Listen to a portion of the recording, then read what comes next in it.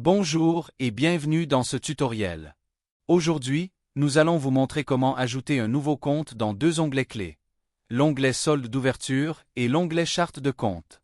Cette procédure garantit que votre outil comptable commence avec des chiffres exacts et reflète la situation financière de votre entreprise au début de l'exercice. Étape 1. Comprendre l'objectif de l'onglet Solde d'ouverture. Cet onglet sert à enregistrer les chiffres du bilan d'ouverture de votre entreprise, c'est-à-dire qu'il ne contient que des comptes de bilan tels que les actifs, les passifs et les capitaux propres. Si votre entreprise a déjà produit une déclaration fiscale dans le passé, la saisie de ces soldes est obligatoire pour maintenir votre comptabilité à jour. Comme la charte de compte précédente de votre entreprise peut différer de celle utilisée dans ce fichier, nous allons vous montrer comment ajouter les comptes manquants afin que vos écritures correspondent exactement aux données financières de l'année précédente. Étape 2. Ajouter un nouveau compte dans l'onglet Solde d'ouverture. Prenons un exemple concret. Nous allons ajouter un compte d'actifs à long terme pour un bâtiment. Accédez à l'onglet Solde d'ouverture.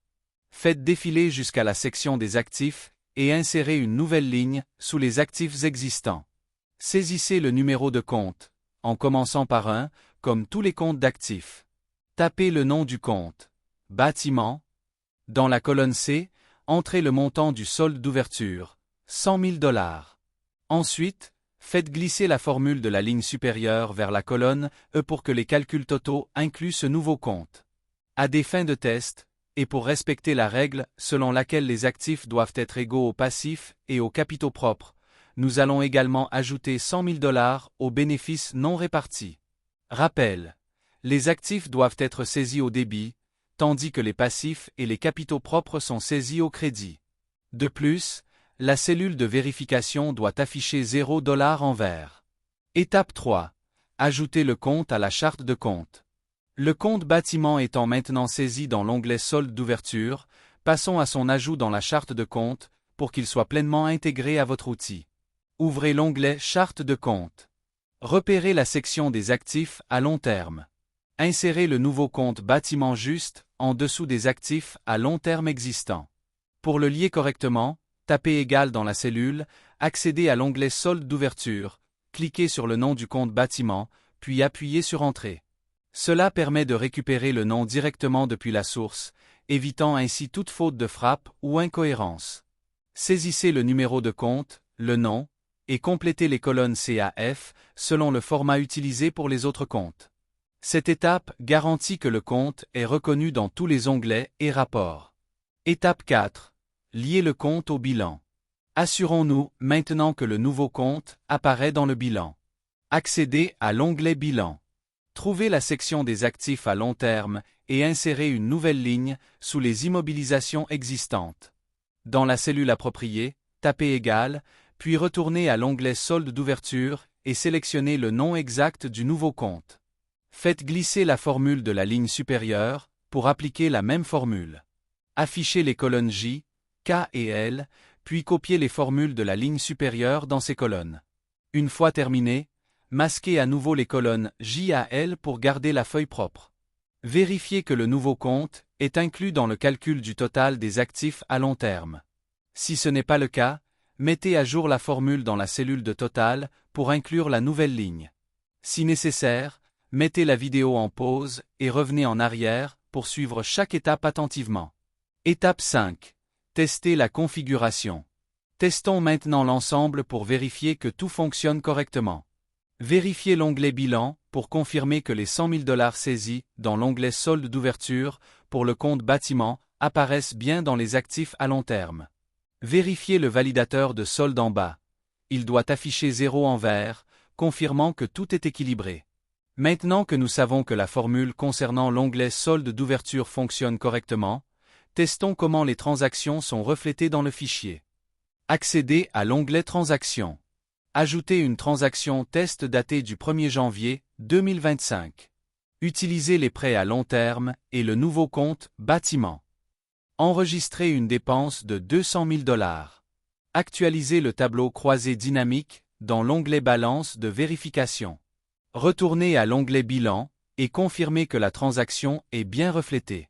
Vous devriez maintenant voir 300 000 $ dans le compte bâtiment considérant que 100 000 $ provient des soldes d'ouverture et que 200 000 $ provient de l'onglet Transactions.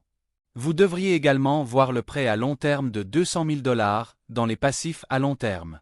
Vérifiez toujours le validateur de solde en bas. Il doit afficher 0 en vert, confirmant que tout est équilibré. Si tout est correct, vos comptes et formules sont bien configurés. Vous êtes prêt à poursuivre avec vos soldes d'ouverture et vos transactions futures. Si vous devez également ajouter un compte de l'état des résultats, voici un exemple rapide avec le compte Autres dépenses. Commencez par aller dans l'onglet Charte de compte et ajouter une nouvelle ligne. Saisissez le nom du compte, nous utiliserons Autres dépenses pour cet exemple, et remplissez toutes les colonnes requises. Ensuite, allez dans l'onglet État des résultats, insérez une nouvelle ligne et ajoutez le compte Autres dépenses.